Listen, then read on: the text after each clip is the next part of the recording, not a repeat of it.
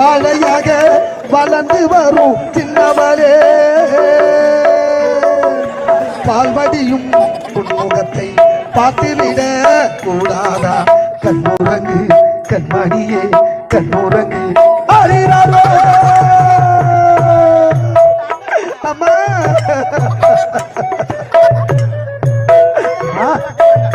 என் தங்கச்சியை பாருங்கம்மா